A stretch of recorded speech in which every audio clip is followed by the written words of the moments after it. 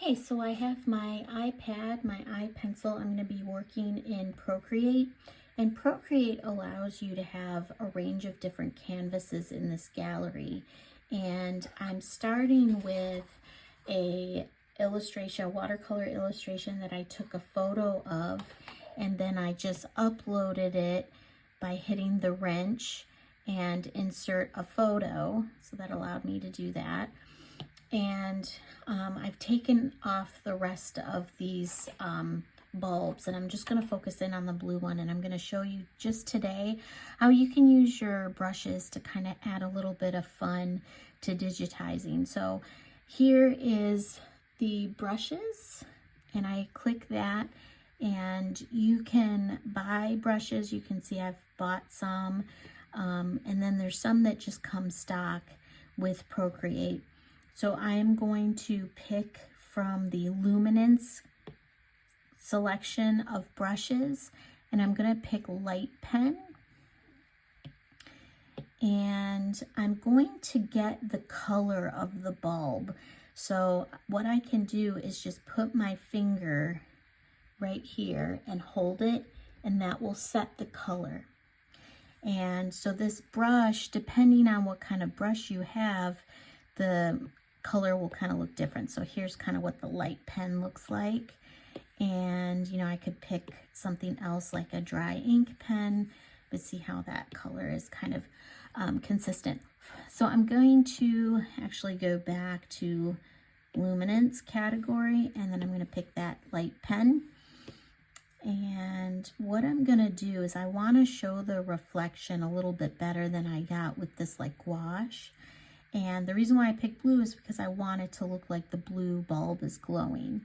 So I'm just gonna go, one thing I'll show you is you can change the opacity of your pen. So here it is at, what was that, 26%? And here it is at 100%. And we can hit this undo button to get rid of all the things I'm doing. And then this influences the size, and you get like a nice little preview in this box that comes out. So you can also kind of test that out. That's a lot bigger than I would like that to be.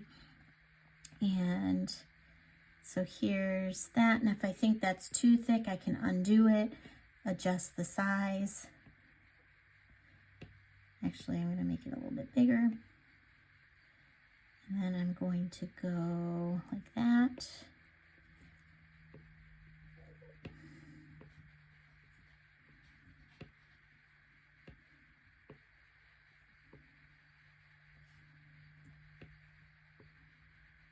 I'm just following the curve of the light bulb, and that gives it a little sense that it's glowing. And I can add little bits if I want, just for fun. So that's kind of one thing that you can use with your Procreate tools. Okay, so something else I can do with Procreate is I'm going to pick just a really standard brush, like I have this vintage lettering. I like this monoline brush, but it's just a very sort of normal brush like that. And I'm going to make it a little bit thicker. And the layers function is pretty important. I can add layers by hitting this plus button. And for this function that I'm going to show you, you're going to want to add layers.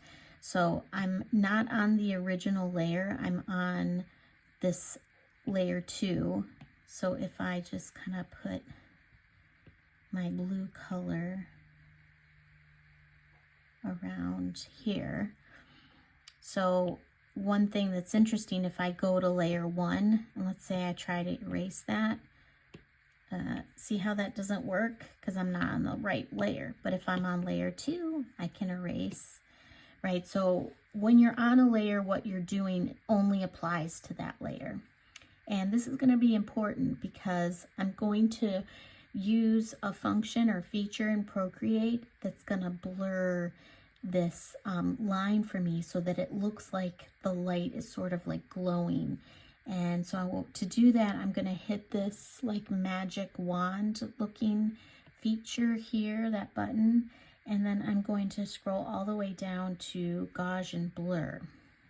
And then I'm going to take my pen, or you can just take your finger and you'll just go from left to right. And you can just keep going until you think it's blurred or not blurred enough. So I think that looks good. That looks kind of natural to me. So I'll just kind of click off of that. And actually, I think I'd like that a little bit more blurred. So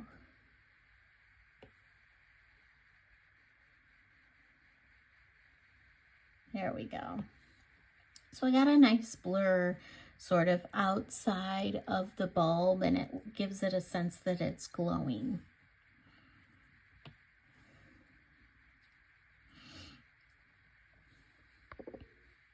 However, let me just go back and show you, had I tried to do this all on the main layer, and I went, so like, let me start over. So let's say I just do all of this on one layer. So I kind of put down, oops, I need to be on my brush. So I'm going to put down,